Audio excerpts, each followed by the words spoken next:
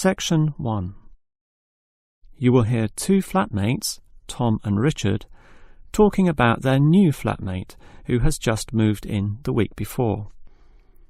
First, you have some time to look at questions 1 to 6.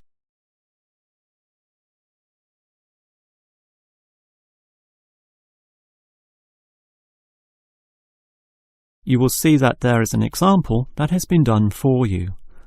On this occasion only, the conversation relating to this will be played first. Hi, Richard. I'm glad I caught you here. Can I just talk to you about something? Our new flatmate, Anders, is not quite what I had hoped. I was wondering if you shared my concerns about some of his behaviour. The new tenant's name is Anders, so Anders has been written in the space. Now we shall begin. You should answer the questions as you listen, because you will not hear the recording a second time. Now listen carefully and answer questions 1 to 6. Hi, Richard. I'm glad I caught you here. Can I just talk to you about something? Our new flatmate, Anders, is not quite what I had hoped. I was wondering if you shared my concerns about some of his behaviour. Yes, Tom, I know what you mean, but we can't be entirely negative. He has good points. I mean, at least he's quiet. He doesn't play loud music all night or bother others or turn his TV up, disturbing everyone. Sure, he's quiet, but remember our last flatmate? He'd say hi to you and smile and treat everyone politely. In comparison, this new guy is very impolite. He just grunts in reply and sometimes ignores me altogether. I guess that's just his way. You know, just his character. I don't think he realises he's being impolite, and it shouldn't matter to us too much. We can just ignore him too and quietly live our own lives. But his friends are hard to ignore when they visit. I know what you mean, but how often does that happen? I rarely see them, maybe once or twice a month. If they came more often, it might be a problem, but as it is, such rare visits don't matter so much. Wouldn't you say so? Well, I'm not sure, since it's very obvious when they're here because of all the cigarette smoke in the house. It stinks up the place, and you know we don't allow smoking on the premises. Well, I've never seen them doing this. Maybe they do it outside. Perhaps we can talk to Anders about it. Always remember, though, in one respect, he's a good tenant, and it's the most important aspect. The previous flatmate would always pay the rent late. I know what you're going to say. This guy pays promptly. But there's more to being a good tenant than prompt payment. I mean, you need to turn off the TV, clean up your dishes, dress respectably, be polite, and so on. I guess what I'm saying is that basically you need to cooperate with the others, and this new guy fails significantly in this respect. Okay, I suppose you have a point there. Before you hear the rest of the conversation, you have some time to look at questions 7 to 10.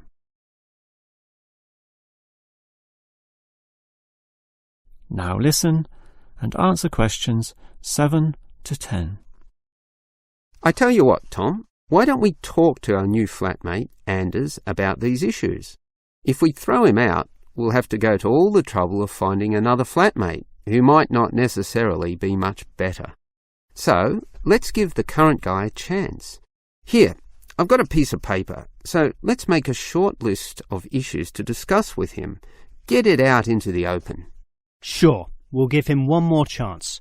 So write communication, and let's tell him to... Well, we can't change a person's personality overnight.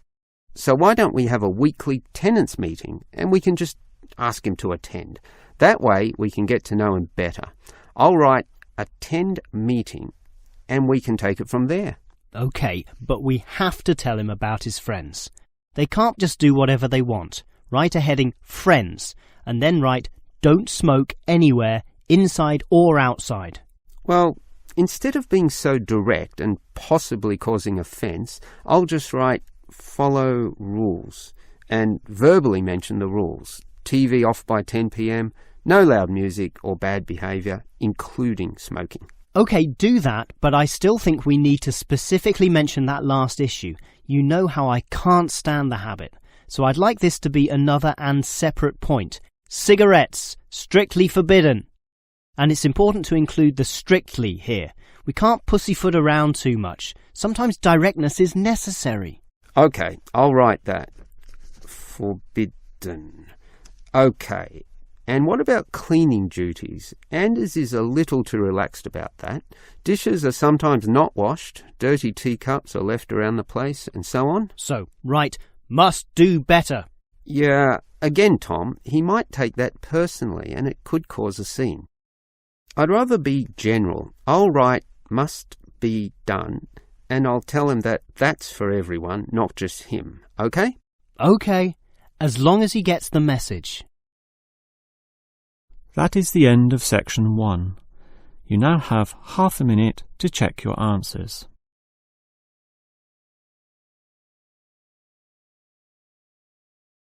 Now turn to section 2.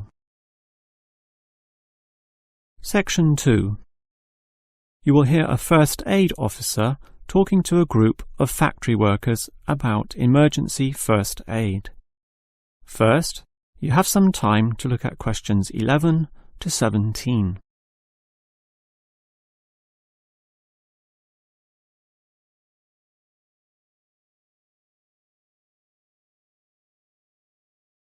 Now listen carefully and answer questions 11 to 17.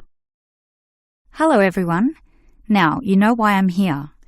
You all work in a factory, and in this environment there always remains a significant possibility of accidents happening, in which case first aid will be necessary. What is first aid? It is the provision of emergency on-site care when an injury occurs, and it is essential for everyone to know, if only simply, the steps which must be followed. There are, of course, minor injuries which may happen, not needing further medical care beyond the intervention of the first aider, but you can never be sure. Thus, the following steps must always be followed. These can be abbreviated to the words Dr. A, B, C. In other words, D, R, A, B, C. The D stands for danger, and that's the first issue to keep in mind. When an accident happens, immediately ascertain that the environment is safe. That, for example, nothing else will fall or break or cause accidents. If you, the first aider, are also injured, the problem is even worse. The R stands for respond. You must then ascertain the best response. Once all the danger has been eliminated and the distress calls sent out, the appropriate action is, obviously, to help the injured party. Alright, that leads to A, which stands for airway. In order to stay alive, all people need to have an open airway to allow breathing. A conscious person will automatically clear their own airway. But if unconscious, this may not happen. The brain is stopped or hindered from properly directing the body, and, obviously, in the worst case, death can result. For this reason, the injured person is normally put into the recovery position. Placed on the side, tilting the head back and ensuring that there are no blockages in the mouth. To free any such blockages, the back can be slapped or the chest compressed, allowing anything to be spat out. Now that the airway is free, check for B, or breathing. If breathing is not happening or is irregular, the first aider may have to assist with what is technically known as cardiopulmonary resuscitation, or more commonly, CPR. This involves breathing for the patient through mouth-to-mouth contact, while periodically massaging the heart through compressions to the chest. This combination allows blood and oxygen to flow around the body, keeping the patient alive, hopefully until medics, such as doctors, advanced first aiders, or ambulance staff arrive. Before you hear the rest of the talk, you have some time to look at questions 18 to 20.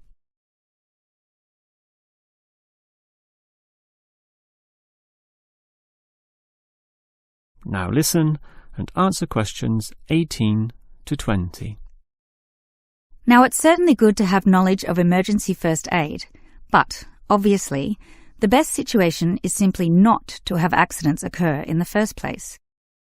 For that, you need to be aware of safety issues, but just saying "be aware" does not usually achieve much.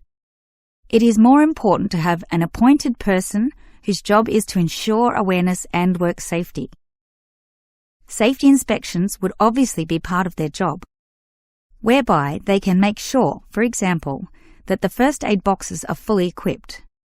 Another idea is to put posters on the walls, but, interestingly, research has proven that these tend to be ignored, becoming just part of the wallpaper, seen but not put into practice. It is much better if everyone is just instilled to not be reckless, that is, to not rush into situations without thinking about the possibility of accidents. And instilling this mindset is part of the job of the safety officer. Some other suggestions are ongoing first aid training and no accident reward or star systems. These have had some success, but nothing beats a regular meeting, say once a month, in which the subject of safety is brought to the attention of everyone, and any outstanding issues related to this are thoroughly discussed. That is the end of section 2. You now have half a minute to check your answers.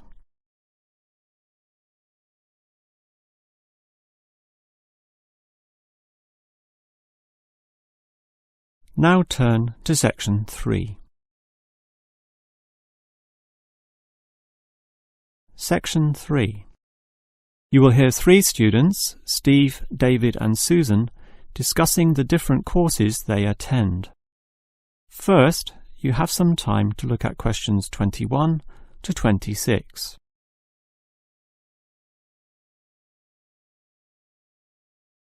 Now listen carefully and answer questions 21 to 26. Well, gentlemen, we've almost finished our second semester at this university. What do you think of all the courses we attend? On the whole, I'd say they're quite good, apart from social history, which I find to be a little too inexact. Yes, the lecturer's style is also very, very dull. I certainly agree with you there, although I would say that the textbook is more interesting.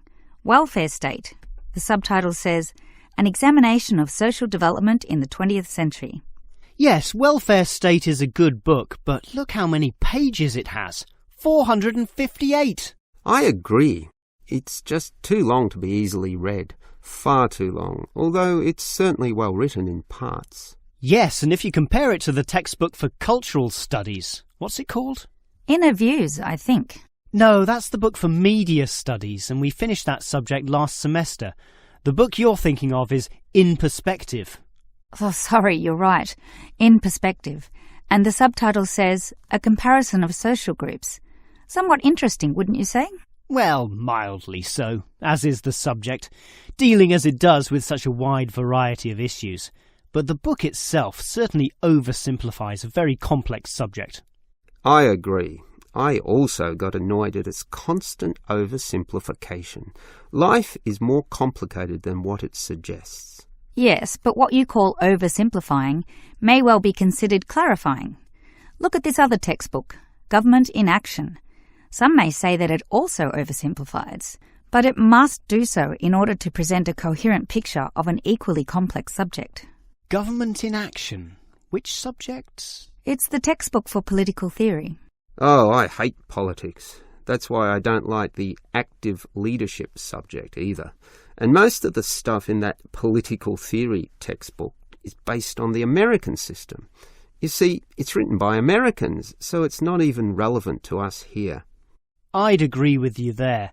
It's not relevant to us at all, since our government uses the Westminster system. Yes, I suppose that is a problem.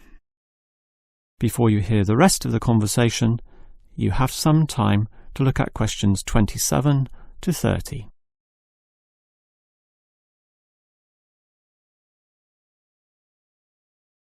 Now listen and answer questions 27 to 30. Well, it seems we all have certain criticisms about the textbooks we're using, but at the same time we all like some elements, at least, of the subjects we're studying. What's your favourite subject, David? I'm not sure. I like political theory, but... Cultural studies is by far the best, even better than political theory, which I also like, but just not as much. Why do you say that, Steve? I was thinking perhaps social history is worth considering as best. Social history is good, but I made my choice because the subject is relevant to this modern society. But so is social history, and I like the historical element, which the other subjects lack. Even political theory examines history only briefly and in a very narrow way, so I'd say social history is the most rewarding for me. What about you, Susan? I think social history is certainly very good, but political theory is, in fact, the best, since basically every human system boils down to politics. So, despite a certain irrelevancy in the details, the basic message remains as relevant as ever. Oh, Susan, you can't be serious. Let's ask Olive again. She's over there. Olive! Which subject do you think is the best? Ah, a difficult question. I'm very interested in culture, so cultural studies is certainly my cup of tea. But I'm politically active also, and hope to pursue this as a career. So political theory would be the one I'd pick. I don't believe it. Even with that irrelevant textbook? Don't listen to him, Olive. You have a right to your own opinion. That is the end of section 3. You now have half a minute to check your answers.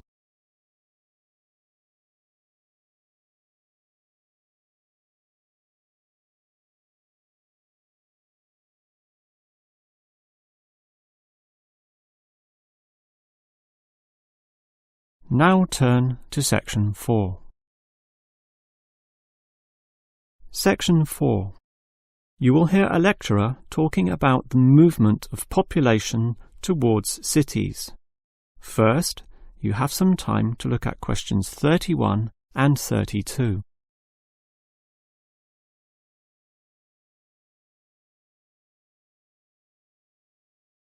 Now listen carefully and answer questions 31 and 32. If you consider the farms of old, the type your father or grandfather grew up on, they were small and labour-intensive, requiring lots of workers. In addition, they often had a diversity of products, be that animal or vegetable, say cows and sheep, or oranges and lemons, with some peaches and a few chickens on the side for the production of eggs. The many workers involved raised their families who needed products and support services, such as medical clinics and schools, so the small country towns had mercantile activity, storefronts and community participation with all ages present and a distinct town culture. And how it has changed. Travel to any small country town in virtually any developed country, and you will often see that these places are now somewhat forlorn and deserted, lacking life and vigour. Many of the residents have long since moved towards the big cities, so the country areas have become depopulated and their downtowns empty. This phenomenon is so predictable and widespread that it even has a name, rural flight or rural exodus, and it has produced some fairly predictable problems. Before you hear the next part of the lecture, you have some time to look at questions 33 to 35.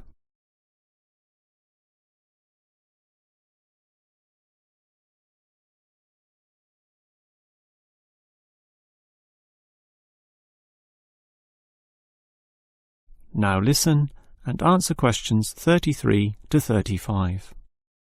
As for the causes of rural exodus, the most obvious is the industrialisation of agriculture.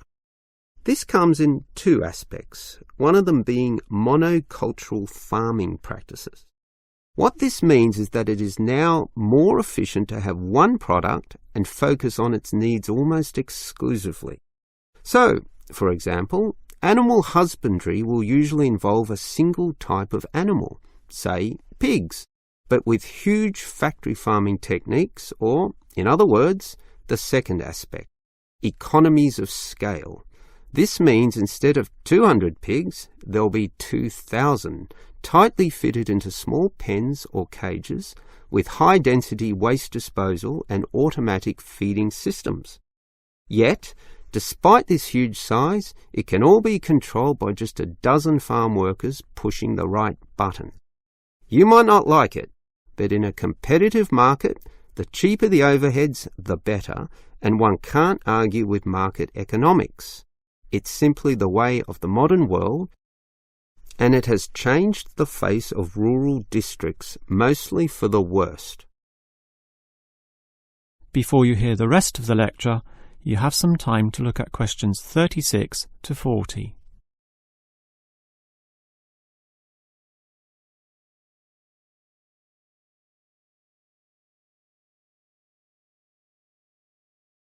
Now listen and answer questions 36 to 40. We can talk at length about the problem of rural exodus, but what about solutions? Well, there is certainly some cause for hope, since many are now feeling the negatives of increasing urbanisation, negatives which the countryside generally does not have. Thus, tourism, for example, is certainly one avenue of revenue and revitalisation. The most important consideration here is that the local residents themselves participate in developing such initiatives and deciding what happens, since outsiders, be they state government or city-based planners, do not fully understand the local settings, the possibilities which may be on offer, or the town culture, since even small rural areas can be highly distinctive from neighbouring ones. For example, the Daylesford area has developed a tourist industry based on the natural springs there, putting forward the angle that this water is relaxing and revitalising for the health. There has been the development of spas, saunas and small-scale accommodation within its picturesque hillsides. And another solution is to utilise the predominant local product. This takes advantage of the fact that many city people are developing a dislike for factory-produced and packaged foodstuffs. They are becoming interested in products that can be sold directly to them at a cheaper price, while preserving all the freshness from the tree or animal. It is important here that the country area is not only characterised by a specific product, but markets this idea well. For example, many areas of country Victoria have developed widespread grape growing and winemaking facilities and encourage wine tasting tourism, now a thriving industry with an international patronage. Similarly, Harcourt is famous for apples, Shepparton for mature cheeses, and Mildura for its citrus products. Such strategies, done well, give hope that rural areas can revitalise somewhat and once again be lively and interesting places to live in. That is the end of section 4. You now have half a minute to check your answers.